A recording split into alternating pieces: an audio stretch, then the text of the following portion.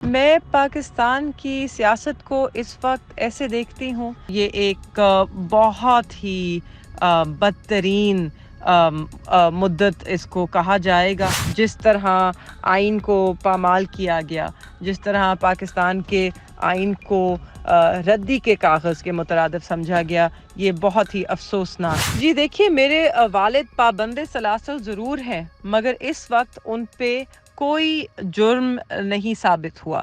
वो बेगुनाह हैं, बेकसूर हैं। ये सब चीज़ें आप इंसान को तोड़ने के लिए ज़रूर कर सकते हैं। पाकिस्तान में इस वक्त जमहूरियत है और एक केयर टेकर हुकूमत है जिसकी आइनी जिम्मेदारियां हैं, उनको वो पूरा करना होगा। इलेक्शन कमीशन ऑफ पाकिस्तान को इस सब पर नोटिस ले। जो हमारी आला अदालत है और जो बाकी अदालतें हैं, उनके अहकामात की इज्जत और एहतराम करते हुए इन इक़दामात को हतमी शक्ल देनी होगी। ये हमें असल में उम्मीद अल्लाह से है, अल्लाह इंसाफ करेगा। इनको हमने स्ट्रेंथन करना है क्योंकि इसी सिस्टम से हमने आगे चलना है। जी बिस्मिल्लाहिर्रहमानिर्रहीम, अस्सलाम वालेकुम। मेरा नाम है आयशा फारूक और मैं अपने प्लेटफॉर्म पर मेहरबानों को बहुत वार्मली वेलकम करती हूँ। मैं साहिबा, मैं आपसे पूछना ये चाहूंगी कि आप पाकिस्तान में होने वाली सियासत को किस नज़र से देख रही हैं, जबकि अब शाह महमूद कुरैशी साहब को एक बार फिर कैद कर लिया गया है। जी अस्सलाम वालेकुम आयशा, बहुत शुक्रिया आपका कि आपने मुझे मौका दिया।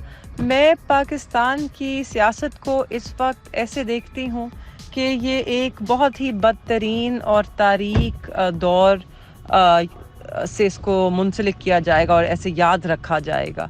तारीख गवाही देगी कि इस पाकिस्तान में जबकि एक जमहूरी निज़ाम था, जमहूरियत थी, यहाँ पे इस वक्त मार्शल लॉ नहीं है, ये कोई आमरीत नहीं है, यहाँ पर कोई डिक्टेटर नहीं है। एक केयर टेकर हुकूमत बैठी है जो अपनी आइनी मुद्दत पार कर चुकी है, मगर फिर भी हम एक जमहूरी निज़ाम के अंदर से गुज़र रहे हैं और जमहूरियत ही तस्लीम किए जाते हैं।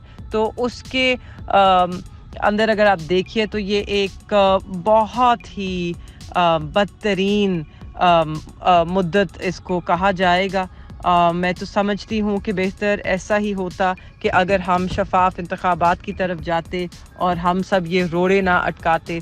जिस तरह आइन को पामाल किया गया, जिस तरह पाकिस्तान के आइन को रद्दी के कागज़ के मुतरादिफ समझा गया, ये बहुत ही अफसोसनाक। मैं साहिबा, मैं आपसे ये सवाल करना चाहूँगी कि अगर शाह महमूद कुरैशी साहब को इलेक्शन में खेलने का मौका नहीं मिलता तो क्या इलेक्शन आप लड़ने वाली हैं? जी देखिए, मेरे वालिद पाबंद सलासल ज़रूर हैं, मगर इस वक्त उन पे कोई जुर्म नहीं साबित हुआ।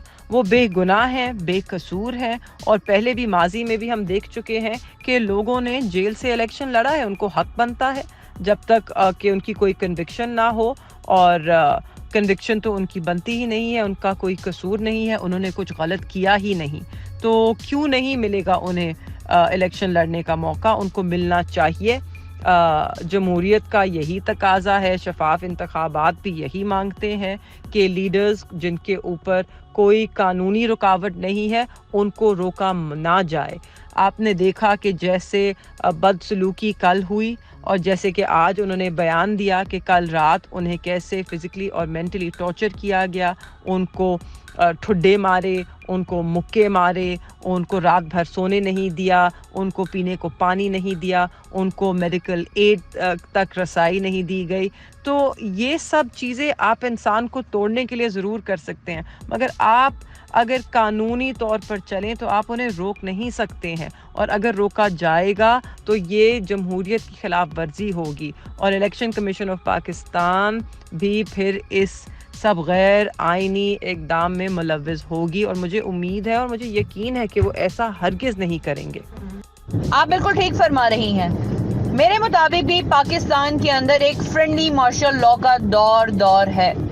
अब सवाल यह है कि इस फ्रेंडली मार्शल लॉ में सिर्फ पीटीआई के ऊपर इतना शिकंजा जो कस लिया गया है, वो आने वाले इलेक्शंस जिनके ऊपर अभी भी सवाल खड़ा है, वहां पर पीटीआई को कहां रखेगी, या माइनस पीटीआई के साथ ही ये इलेक्शंस खेले जाएंगे, क्योंकि पेपर्स जमा होने के बाद भी पीटीआई के लोग ना सामने आ रहे हैं ना उनको सामने आने दिया जा रहा है। वहां पर اگر آپ اپنے والد کی جگہ لے لیتی ہیں تو کیا آپ وہ سختیاں سہنے کے لیے تیار ہیں؟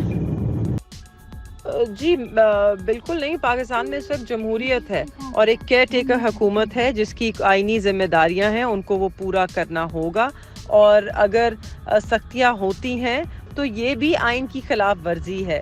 الیکشن کمیشن آف پاکستان کو اسی لیے ہم اپیل کر رہے ہیں کہ وہ اس سب پر نوٹس لے اور انشور کرے کہ ایک فری اینڈ فیئر انوائرمنٹ پیدا ہو, ایک فری اینڈ فیئر انوائرمنٹ ہر جماعت کو دی جائے اور ایک لیول پلینگ فیلڈ ہر جماعت کو دیا جائے. اور یہ صرف ہم مطالبہ نہیں کر رہے, یہ پاکستان کا سپریم کورٹ کہہ چکا ہے, ہائی کورٹ اسلام آباد کے فیصلے میں یہ آ گئی ہے بات. تو ان کو اب جو ہماری اعلیٰ عدالت ہے اور جو باقی عدالتیں ہیں ان کے احکامات کی عزت اور احترام کرتے ہوئے ان اقدامات کو حتمی شکل دینی ہوگی. مہر صاحبہ, مجھے آپ کے جوابوں میں امید نظر آتی ہے. کیا آپ نے ہر ادارے کے ساتھ امید لگا رکھی ہے؟ آپ کو لگتا ہے کہ ہماری جوڈیشری, ہمارے الیکشن کمیشنز, ہماری بیٹھی ہوئی جماعتیں ان سارے معیار کے اوپر پوری اتر سکیں گی جو آپ سوچ رہی ہیں؟ جی دیکھیے, امید پہ دنیا قائم ہے اور نا امیدی کبھی نہیں ہونی چاہیے. ہمیں اصل میں امید اللہ سے ہے. اللہ انصاف کرے گا اور اللہ ان سب کو یہ ان پہ شفقت کرے گا کہ ان سب کو بھی انصاف کرنے کی توفیق دے گا اور آئین کے مطابق چلنے کی توفیق اور ہدایت دے گا اور ان سب کو مضبوط کرے گا. دیکھیے, میں یقین اس لیے رکھتی ہوں, میرے میں امید اس لیے ہے کیونکہ یہ ہمارا ملک ہے, یہ اس کی انسٹیٹیوشنز ہیں, ان کو ہم نے اسٹرینتھن کرنا ہے کیونکہ اسی سسٹم سے ہم نے آگے چلنا ہے. یہی سسٹم ہے جس کے تھرو شفاف الیکشنز کروا کر ہم پاکستان کو مضبوط اور مستحکم بنا سکتے ہیں. بہت خوب مہربانو, آپ کے جوابوں میں مجھے شاہ محمود قریشی صاحب کی جھلک نظر آ رہی ہے. سوال یہاں پر یہ ہے کہ پاکستان کی تاریخ گواہ ہے کہ سیاستدانوں کے ساتھ کیا کیا ہوتا رہا. شاہ محمود قریشی صاحب اس جماعت سے پہلے جس جماعت کا حصہ تھے وہاں پر ان کے بی بی صاحبہ کے ساتھ جو محبت ہے وہ کسی سے چھپی نہیں ہوئی, اور اب جو وہ قربانیاں دے رہے ہیں وہ بھی سر فہرست ہیں.